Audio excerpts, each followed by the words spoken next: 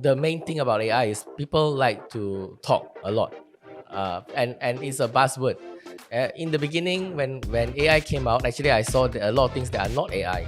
They are just algorithms. Another fear of AI that people are not going to be intellectually enhanced in the future, because you're too dependent on something which has already been done.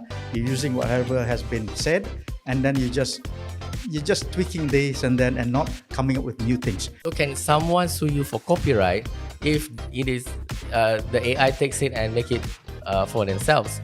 Even in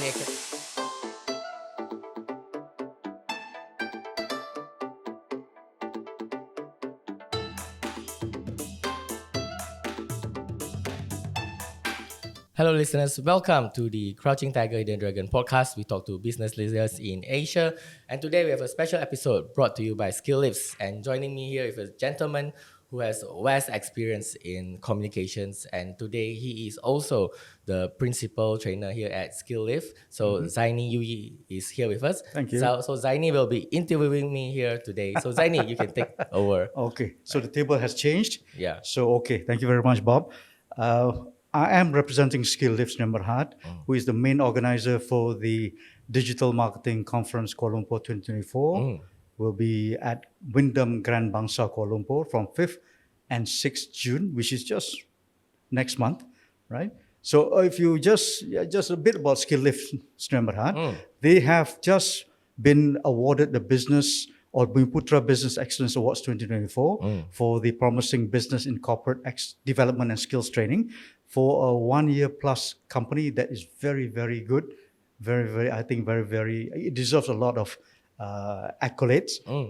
So this is a way forward for them to organize a conference, mainly to introduce the fact that digital or AI in this aspect, artificial intelligence, and marketing can be fused to be promoted or to be used to be given to enhance customer engagement, which will translate into ROI enhancement. Yeah. So this is basically why they are organizing this DMCKL for short 2024 with reputable speakers from Singapore and whatnot, especially the one and only Bob Lowe will be there as well. You know, you will be one of the main speakers. So congratulations for that being recognized by Skill-Lyft, because you are well known in the LinkedIn sphere. You have, if I just saw your LinkedIn profile, you have about 32,000 followers, right? So congratulations for that, right? So Bob, if I'm going to start the interview, just tell me a bit about, I think your viewers will know who you are. Yeah. But for this DMCKL purposes, who you are will be, used as a yardstick for all the other speakers that we will be inviting. Right. Thank you so much, 𝗕𝗍.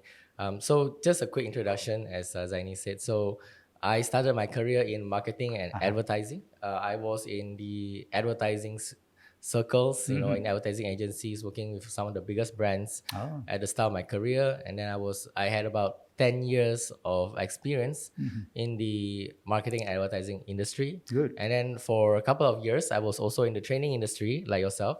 So I was part of this digital marketing academy, and I was training, the digital marketing bootcamp. So I train everything from SEO, Facebook ads, things like that. And as of 2020, I focused just on LinkedIn, and I focus on helping businesses, helping individuals as well, government agencies, to get their message out there, especially on the LinkedIn platform, where you reach a lot of professionals.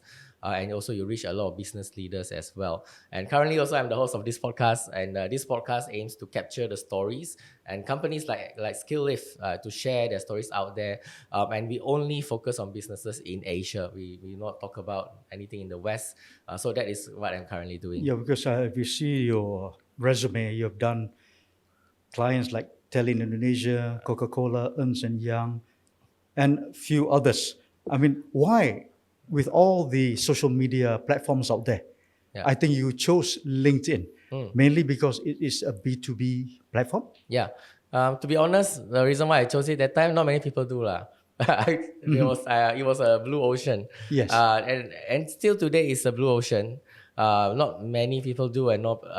it's quite an intimidating platform to some. That's right. So at that time, not many people do, and I was one of the first actually to put out content on LinkedIn. I think in Asia, I was one of the first to put out video back in 2017, and one of the first to grow the followers and connect with other influencers in the rest of the world as well.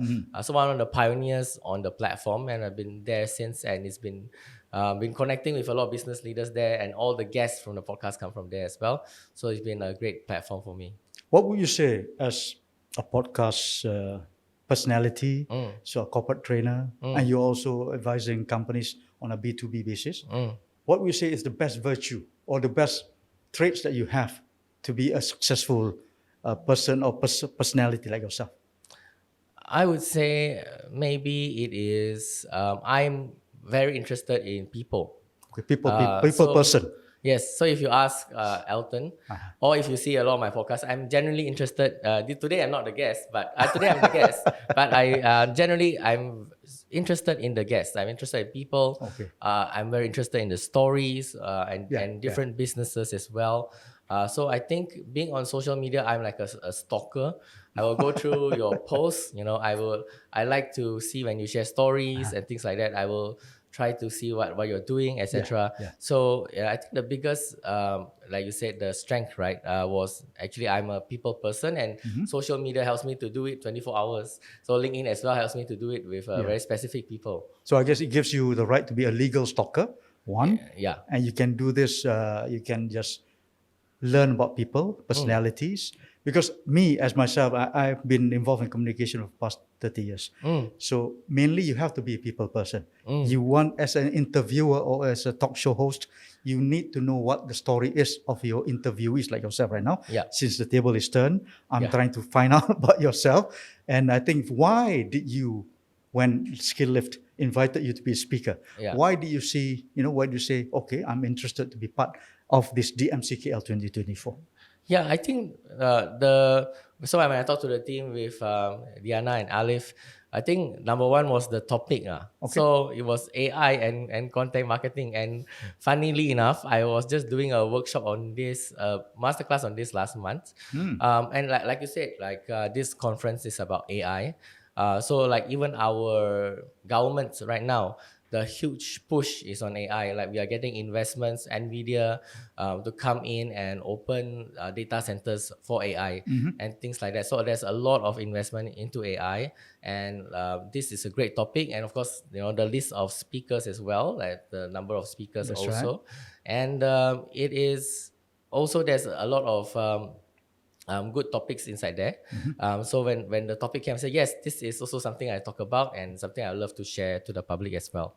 Okay, because if I may, this DMCKL 2024 on 5th and 6th June will be attended or will be with featured speakers who are, authorities and specialists in their own rights.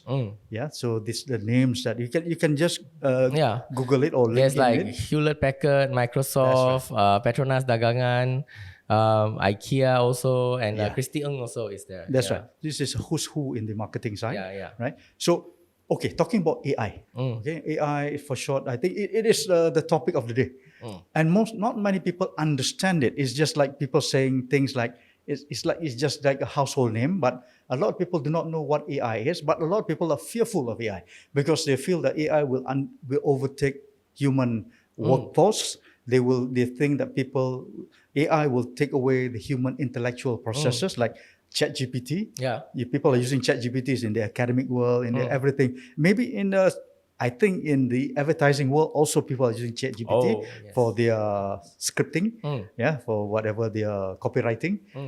But if it is abused, yes. To me personally, AI is abused like water. If you abuse it, you get drowned. So AI is something which is quite fundamental to today's world. It's not going away, so we need to highlight it. So this is why Skill-Lyft is taking the opportunity to organize the MCKL 2024 to bring people to start the narrative, to start the discussion going. So is that one of the reasons why you like to be a part of this quest? Yeah. So with digital marketing, of course, AI is the biggest topic there. And you remember last time, like I think in maybe your mother's time, there's this, when you make a phone call, it is not straight away sambung, somebody there as the operator needs to take out the pin and then connect to the next, like you Okay. call the operator and say, Oh, okay. I'm not that old. but that's the time lah. Yeah. Those jobs were replaced. Exactly. Essentially, it was automated, and That's then the right. phone call, and then eventually, no, there's no operator Yeah, anymore. straight. Yeah. Direct. So in my point of view, jobs will be replaced, right? So for example, before we had computers, we had typewriters, right? We had people, typists to type things for you.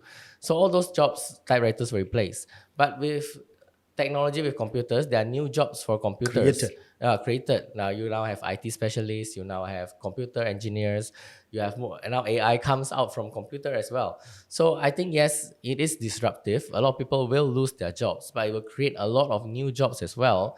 But why it is a bit, people are concerned about it because it has a lot of capabilities like generative AI, like in our marketing space, you can create things by typing a few words like ChatGPT. You like, even I know some of the biggest brands out there use AI. You can tell AI, we want these images and things like that. And Just poof. Poof. So the concern with that is, there is like intellectual property concerns That's and right. things like that. That's That's not really enforced yet. AI is still very new. So when it comes to that, yes, there's a lot of things. But I think in the marketing space, it helps a lot of us. Yeah. For example, you can say, I want, let's say this mug, right? I want 1,000 variations of this mug, the design of this mug. It will give you in 1 second. You ask a human being to do it, they may do until the 101, they're lazy already or don't do. But you can tell AI will not complain. That's right. They will just do. So I guess those are the things that I think people will try to move towards AI. But then again, AI requires investment, huge initial investment, I would say. While human beings, you just can employ them and then train them along the way. So AI, I think it comes with immediate, they can just run immediately when you install them. So those are pros and cons. But I know you say that you have to embrace this, like a typewriter to the computer. This is causing a lot of efficiency enhancement in the workplace. But work will be replaced, but work will also be created. That's what you're saying. So AI, in a way, you don't have to fear them. That's what your main point is. Yeah. And like we have software engineers. I believe in the future, not yet, but I believe in the near future, we will have AI courses. We should have AI, Bachelor of AI engineering, because you need someone to prompt the AI. You need someone to control and maneuver the AI. So there will be more and different specialists created. And I think, yes, universities very soon will have AI courses already, special people dedicated I think to that. they're looking into this aspect as well, but more as an ad hoc rather than a specific course. In AI. More like enrichment course. Exactly. So I guess what you're saying is AI will be the main focus later. Yes. There will be a whole faculty of AIs in universities because it's here to stay. It's going to get even bigger. So don't fear them. That's what you're saying. So basically, coming back to the conference, right? So the speakers, I think you've seen the people that Skill-Lyft has invited and their notable resumes and yourself as well. Okay. What do you think that the attendees or participants will get from this? I think hearing from the experts, there's a lot of experts besides myself, like experts from Microsoft and Petronas Dagangan, things like that. You get to hear from the practitioners, right? So as a marketer, like for example, Christine Ng has her own brand, and her brand is her name, right? So as a marketer, what really puts you aside, and how is it different than other academia, is that you need practitioners like yourself. You call yourself a communication specialist because you've been there, done that, and for 30 years. So every time I go to a conference or even this conference, I'm looking forward to learn from someone who's working at Amazon, right? So they have that experience, they have that knowledge that they do day to day in their job, whether it's different companies or not. So different companies will have different approaches, to marketing and AI. So what I look forward to personally from the sessions is to learn from industry practitioners what they're doing, what they are doing and what they are practicing right now. Marketing especially marketing. So we have digital marketing, right? You cannot learn from books, and that's why I haven't written a book yet. Because you write a book today, by 6 months already expired, right? So superseded by new information. it is like sports. Yeah. You need to do it to be warm, to be a practitioner of it, to execute, and you need to keep yourself up to date. So learning from other people who are in there, you pick up things like, oh yeah, this person is doing this in this space. So it's a great way to learn from people who are in the field. I guess what you're saying is you do not have to reinvent the wheel. Try to use the wheel which has already been created. So these people have already invented the wheel in aspect of marketing. So you just follow their guidance and their, the path they have already put up, they have already racked and then have already gone through. So to reduce the errors that you will make along the way as a marketing specialist, because I think a lot of what Skill-Lyft is asking for the attendees to be are the people in the branding world, in the marketing world, in the advertising world, in the PR world. These are all brand makers, right? So I think these people, including yourself, right? So you are basically, Bob, in the B2B aspect of things. You're a B2B specialist. Yeah. Some people think B2B is, basically is a business to business. But specifically, how do you help people within your sphere to be a better brand ambassador or a better pusher of their own products in the market? I help. So B2B, right, is business to business. So it's not as exciting as B2C. It's not McDonald's. B2C is retail, right? Yeah. So B2C is like Nike, Adidas, brands like that. So they are more exciting, and I started my career there. So when it comes to B2B, you are communicating topics that are very technical, right? Or sometimes very information rich. So like one of my clients previously was 𝗕𝗲𝗃, right? So they have to communicate a lot of things when it comes to certification, right? So I help their team to use AI to write as well. So things like that.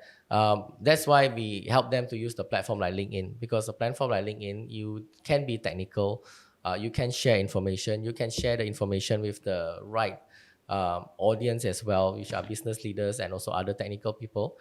In fact, if you go onto LinkedIn, you search for the hashtag arbitration. That means the law industry. You'll find a lot of lawyers posting their court cases, the PDF, as per there.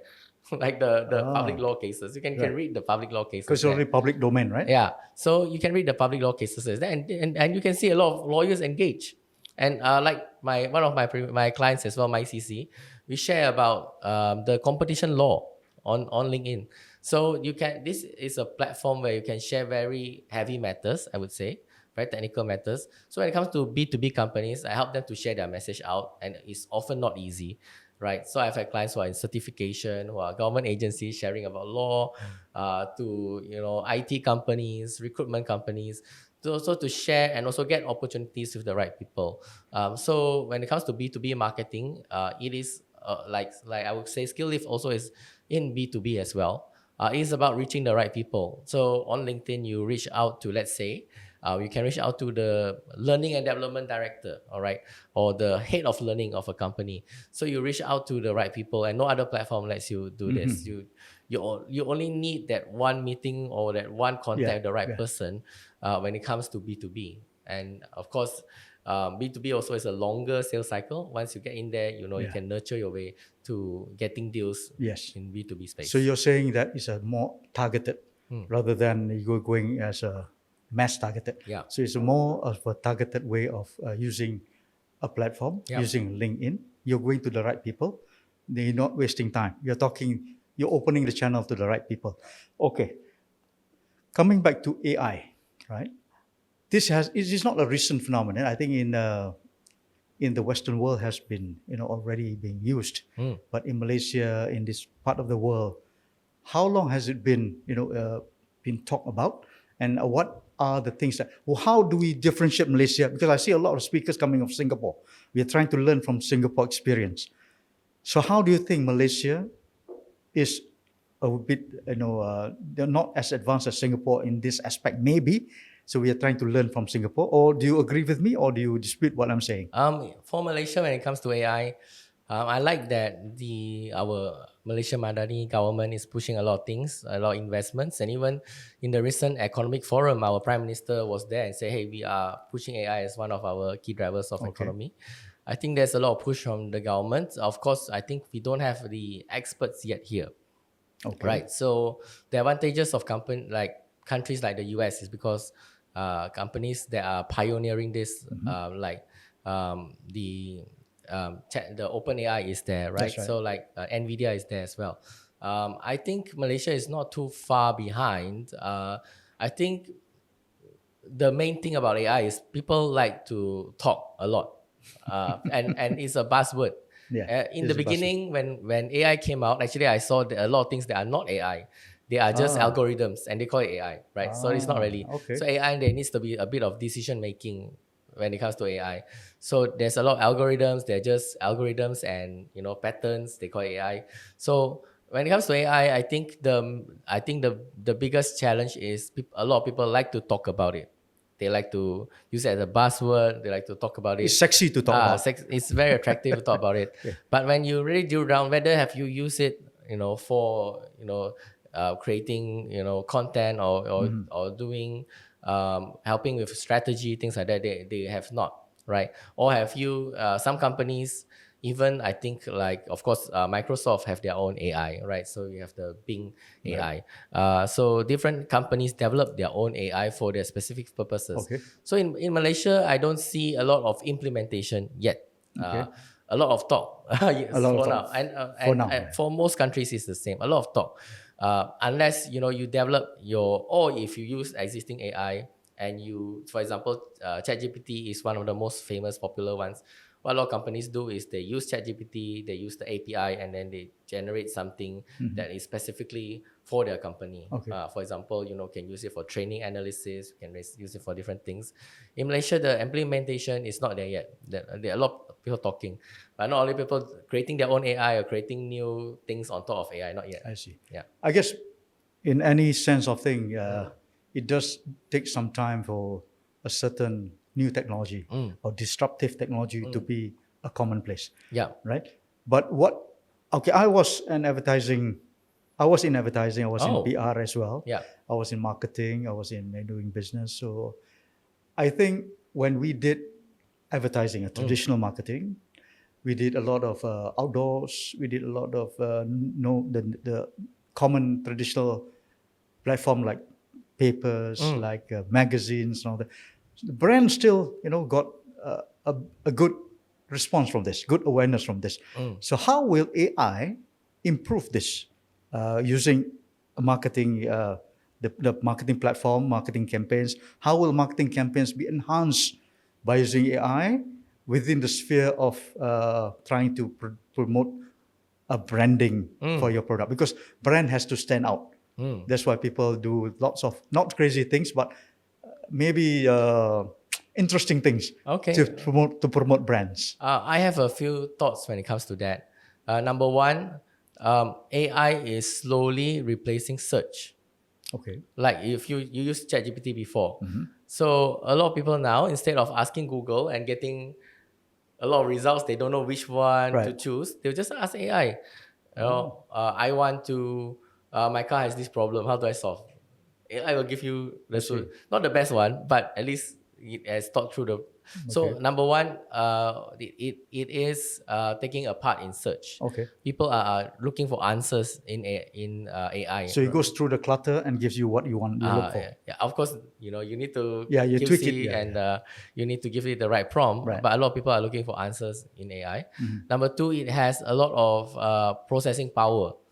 So for example, for marketers, one of our biggest strengths right now in 2024 is data. All right. So with AI, for example, and this has already been used, they can track a lot of they can process a lot of data. For example, if you put a camera onto, like say a shopping mall, you can have you can collect all the data of the movement, what shelf people are checking out, what products people are checking out. So if a normal human being, they have to key in everything. So AI allows you to process a lot of information. very fast, allows you to make predictions very well. So for marketers, we love predictions. We love Yeah. a lot of data. So AI, in the end, if we can use it very well, we can process a lot of data and make use a lot of data in that way, which will help a lot of marketers to understand people even more. So when that is a huge advantage when it comes to AI. So AI can live together with big data. It can Yeah. sift through what big data, because when data comes in, it's a lot for you to go through. So with this data-driven marketing that we are doing right now, very data-driven, so AI will help through this to see through the clutter and give you a better decision making. Yeah. So in my experience working with a lot of big brands as well, the targeting is still very, very basic. Male from 32 to 40 years old, right? It's very basic. But if you have AI, you can sort of find even more data points, like male 32, 42 in KL, but with a job, and then who likes bola sepak, who likes mama and things like that. So with AI, you can filter, like you said, big data. For us, or even using the old technology, takes a long time to filter through data. With AI, you can get it to assess the data and also ask them to make decisions based on the data. Okay, sounds good. I think a lot of our viewers right now will get some inkling of what is going to happen at DMCKL 2024 with your Actually, presence. one more point, right? So one more is, of course, the third one is creation. So first is, people will use for search. Second, people will use it to process data. And this one is a bit like challenging. Of course, a lot of creatives are not happy with this. Of course, you can use it for writing and you can use it to create images as well. So whether or not you can use those images for your public advertising like billboards or not, that is still a there's a big debate right now in the AI digital marketing world, whether or not you can use AI generated images and whether or not there's copyright. Because in the end of the day, AI, when it creates images, it is creating images based on Archives. sources, archives, or whatever they have found through the internet. So can someone sue you for copyright if it is the AI takes it and make it for themselves? Yeah, that's true. Even in academia, when you write, let's say a thesis, and a lot of times you use AI to help you, there's a lot of things, debate whether not plagiarism and all that. Yeah, plagiarism, because in the end of the day, it is information taken from somewhere, reprocessed, and then regenerated from somewhere. So AI number 3 is really can help you to do a lot of things. What I do personally for my own clients as well is we use AI to give us ideas and to write. Not that we are not writing or getting ideas, but we get more ideas and things that we haven't thought about. One of the things I use, so since I'm a podcaster as well, sometimes I use AI to create questions. Okay. This is actually something I really do. I use one of the AI softwares that helps me to summarize video. So I can put in any interview, any video link, any YouTube link. It will summarize into a text summary. And then after that, I take the text summary, I put into whatever other AI. For example, if I'm interviewing you, Zaini, and I saw that you were on another podcast, right? So I put the interview of another podcast into this AI, summarize it. And then after that, the summary I put into AI again. I'll say, hey, tell me what are the questions that were not asked. Then it's like already do 3 people's job, somebody to watch the interview, somebody to transcribe the interview, and somebody to think about the questions. And of course, at the end of the day, as the human being, you decide which questions you want to ask. But this is practically how I use AI as well. Basically, you're saying if it's used as a research tool and not just as a creative tool per se, because creativity to me is a human aspect. You need to have your own creative thing. If not, you're just parroting whatever our descendants are doing and nothing new. So that is another fear of AI, that people are not going to be intellectually enhanced in the future because you're too dependent on something which has already been done. You're using whatever has been said, and then you're just tweaking this and not coming up with new things. So a lot of fear is also on our future generations' creativity prowess. So is that a concern when AI is being too rampant in the market? I would say use it as a powerful paintbrush. use it as a powerful paintbrush. So you can do a lot more things with AI. You can do it at scale. You can, of course, you need to learn the basics of writing and learning and creating. But once you know how to do that, what AI can help you to do is, instead of painting one picture, you can paint 1,000 pictures. That's right. And if you are a skillful artist, you can paint 1,000 pictures, find the data points, create something even more valuable from there. So it allows you to have enhance it, enhance it at scale. Yeah. I think now the most important thing people are talking about AI is when they use this self-driven car. So like Tesla and all that, you can just go to sleep and then it will drive you from Singapore to Penang. But the policy is still yet to be there, and the police can still sue you or can still it's not legal in Malaysia yet. It's not legal yet. But this is what can happen in the world, whereby AI can overtake your manual things that you do. Maybe it gives you convenience. Maybe it will give you certain relaxation time and all that. But if it's used in the right way, right? So what you're saying is a powerful paintbrush to be used, but you still have to have a certain human touch to it, because it's not going to be just like chop it and then use it and this is it. Because it's used a lot in the academic world as well, and people are putting other people's work as their own. So this is something which is still doubtful, I think, in the AI. So coming back to DMCKL, yes, what can the participants or the attendees expect from you there? I'm actually one of the panel speakers. So our panel session, right, is on AI and content marketing. So I would love to hear from the other panel speakers also, and to learn from them. And I will, of course, share my point of view as a practitioner in AI and content marketing. I also love to hear from the moderator as well, and also the other two speakers. So it is a panel session, and I think we will share from different points of view, and come together from different industries. So I'm in B2B, and Christy Ng is in fashion. There's different implications when it comes to this. I think about when Bob said moderator, you told about moderator.